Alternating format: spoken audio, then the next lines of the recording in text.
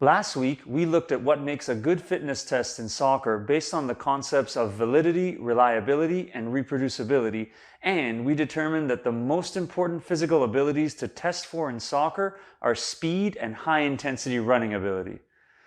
So, with that in mind, what are the best, the most valid, reliable, and reproducible tests to use, and what is the best way for coaches and fitness coaches to interpret test results in order to make the fairest comparisons between players? We'll be answering all those questions and more today on the Soccer Fitness video blog.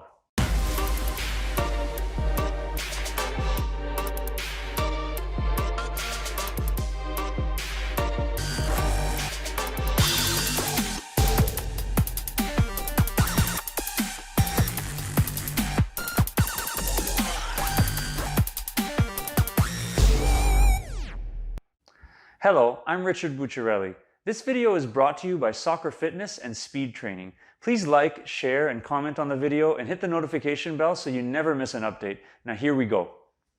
As mentioned last week, speed and high-intensity running ability are the two most important physical qualities to test for in soccer.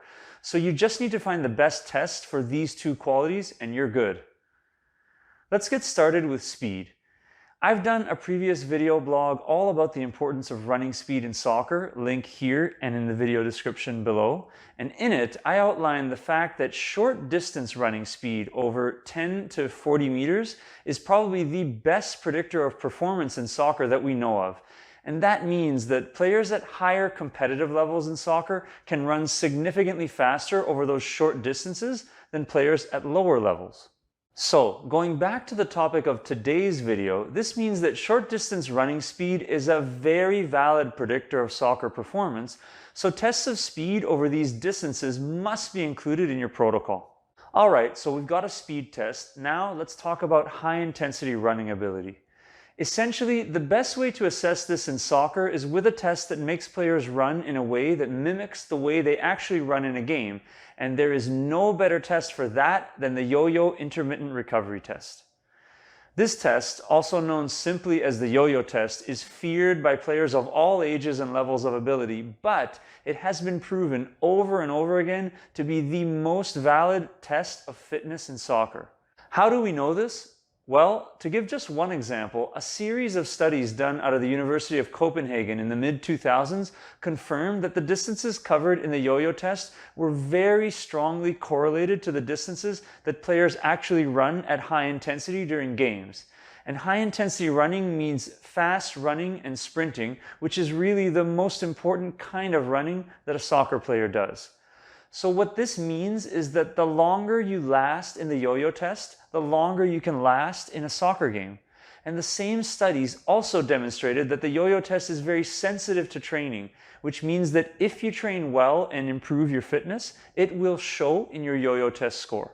Shameless plug here, but our online soccer fitness trainers course teaches you everything you need to know about how to conduct speed and yo-yo tests, including setting up the equipment, running the tests, and interpreting the results. And you can still get a special 50% discount off the course using the link in the promo code in the video description below.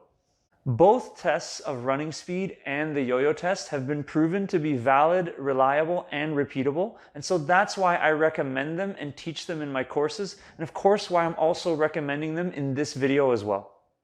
Okay, so now that you've learned which tests you're going to run, the last step is to learn how best to analyze and interpret the test results.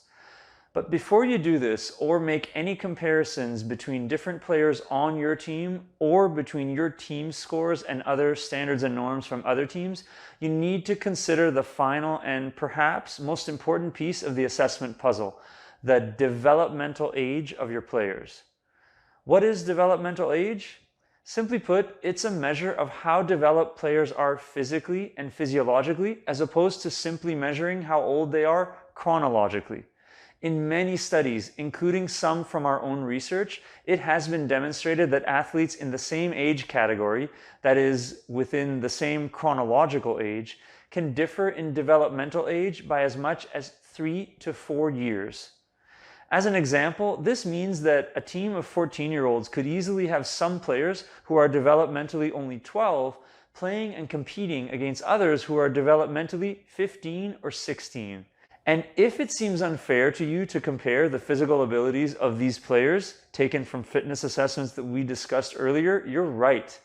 The only fair way to make comparisons between players' physical fitness levels is to first determine their developmental age, and then and only then should you look into the differences in speed and high-intensity running ability or any other physical capacity.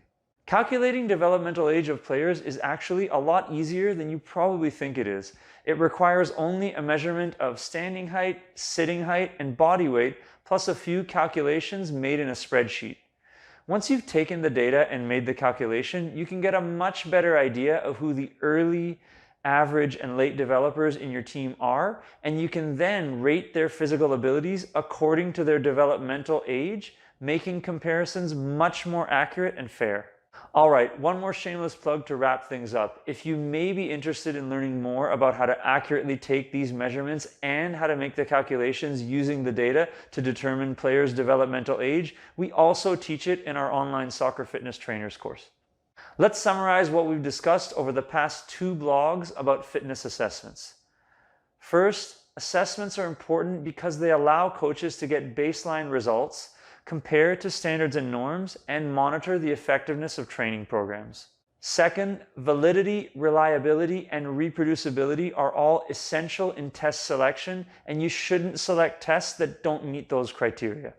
Third, the most valid, reliable, and reproducible fitness tests for soccer are tests of short distance running speed, that's 10 to 40 meters, and the yo-yo intermittent recovery test. Fourth and finally, coaches must also determine players' developmental age before any fair comparisons between test scores can be made. Thank you very much for watching this video, and I hope you enjoyed it. Please remember to like and share this video, leave a comment to let us know what you think about the topic, and hit the notification bell to make sure you never miss an update. We'll see you next time on the blog, and until then, keep reaching your soccer fitness goals.